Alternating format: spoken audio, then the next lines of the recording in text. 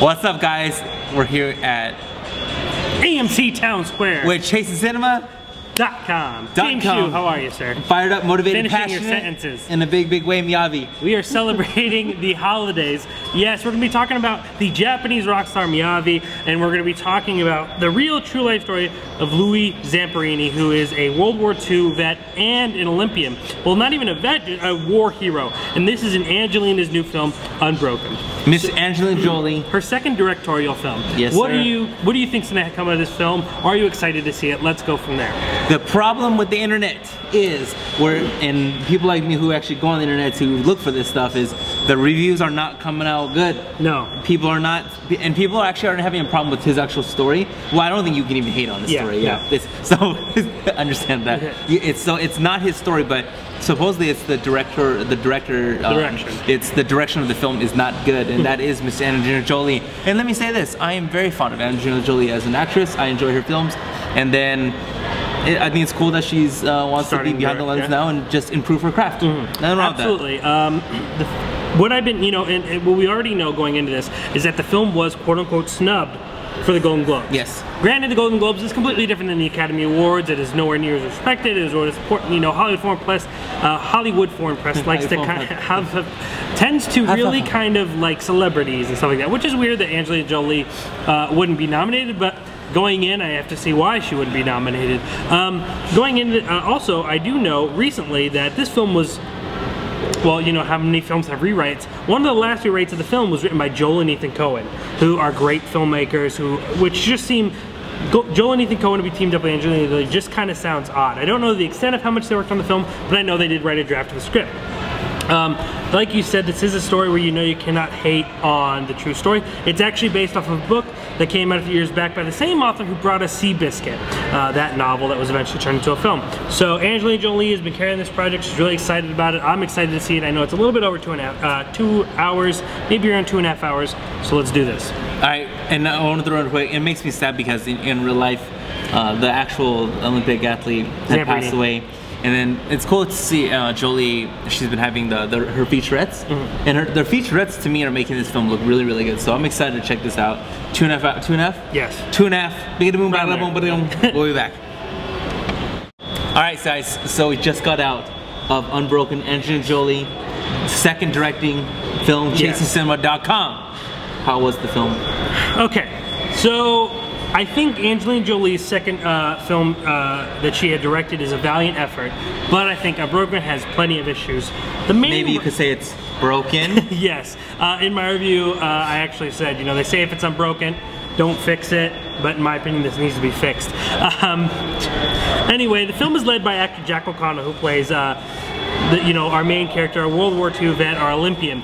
And though if you look at him and you see him, he does have a very charismatic look about him. He looks very, very attractive, looks like star quality. However, I think this film, he lacked presence. This film about a human being that has done incredible things, lasting, 30, 40 some odd days on a raft with 2 other crewmen that being picked up and then put in a prisoner of war camp.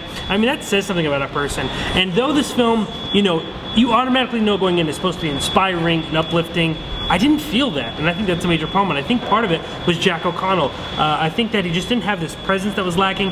When his face was in the middle of crowds of other soldiers that we were, introduced to, I was watching them rather than watching our main character.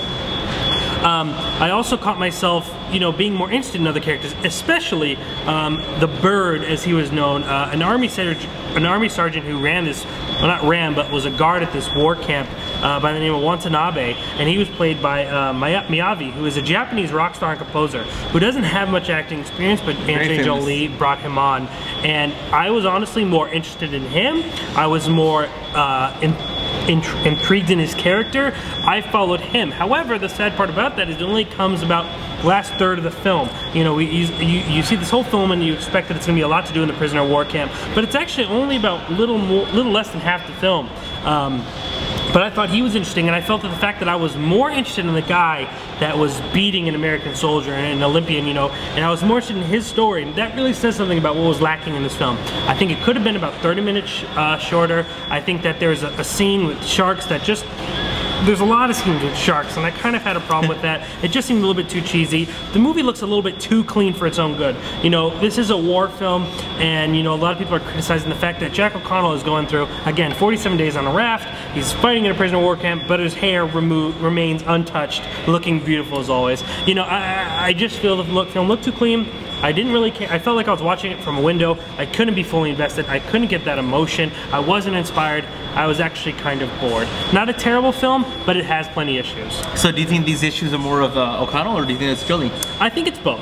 I think that the way that we are kind of following different characters and watching his interaction, that it really lacks in the sense of Jolie's direction. But I also think Jack O'Connell, though he is someone that a lot of people are considering an up-and-comer, who has been getting great reviews in other films that he's doing, just didn't bring it, or he didn't have the tools to bring it. You know, the key formula for any Oscar film usually tends to be the based on true story, real inspiring kind of film, and this film follows that formula. So I don't know if I know Angelina Jolie was really, really close to the real character, the real person who went through all this suffering, and you know, this is a very passion project for her, but I think she didn't deliver all the way she wanted to. What's the film awards show or awards where it's by the critics? We have the Critics' Choice Awards. Yeah, so that one just came out, and Unbroken is, for some reason, was nominated, but critically on Rotten Tomatoes, it's not a good film. So, but also on Rotten Tomatoes, not many people have been able to review it because they're waiting for the Christmas release. But I feel a lot of people are going to be agreeing with me on this film, that they're going to be, you know, very up, like, you know, it has its ups, it has its downs. But unfortunately, I was definitely more of someone who didn't think that great of it. You know what's interesting too is, so Angelina Jolie, she recently just said a few weeks ago, she's like, I'm done with acting. I just want to be behind the camera.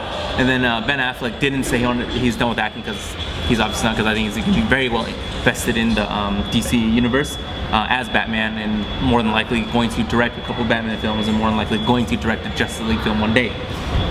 Anyway, I digress. What I was trying to say though is Chris Evans, Captain America, he even said, I'm done acting because the true talent is behind the camera and being able to. So all these people are doing this, and even Angelina doesn't want to film anymore. It's like I'm seeing all these great movie stars. They don't even want to be in films no more. They just want to be behind the film. And well, you know, I mean, I think that it's a thing where, you know, you concentrate on the craft, but you always want to learn more.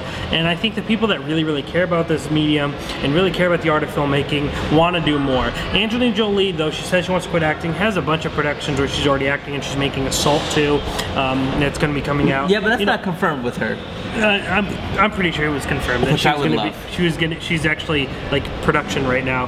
But I would love. Either way, you know, and I respect that. I respect artists. It's just, you know, they have to really learn their craft. They have to master it. Some are going to be good at it. Some will be able to really, really make a career out of it. Clint Eastwood and Ben Affleck are perfect, you know, ideals of that. They both are becoming wonderful filmmakers. Others don't necessarily work out that much. Ben Stiller's directed films. There are countless others that have tried to direct films. That doesn't mean they make bad films, but if that's what they care about and that's what they want to do, all for it. But that doesn't mean they're guaranteed success. No matter who you are, no matter what you do, you will be called out on a bad movie if you make it or not. 100%. Yeah. Alright, so if you want to check out the full-on review, chasingcinema.com/unbroken. And then you can read on The Fall and Death, written by myself, Jacob R. Toronto, on the Film Lovers website. Facebook and Twitter, links below, so you can check that out. And then there's a lot of updates all the time by Chasing. And we're very excited because it is Christmas weekend. Yes, which means there are 3 more films that we're going to be talking about today, and the reviews will be posted. But no more interview. No more interview. Interview's gone. We've talked a lot about the interview. I just read today, I don't know how true this is, but supposedly Sony said we will be distributing this film. They just didn't, or the lawyer said that. Sony's lawyer said they are going to distribute the film. They said that once before, and look what happened. You see what he did? Alright, so yeah, let's jump back in the theater. Let's do it. And then we're going to watch another movie. Yep. And we're going to get back on camera. Let's do it. For the Film Lovers website. Let's go.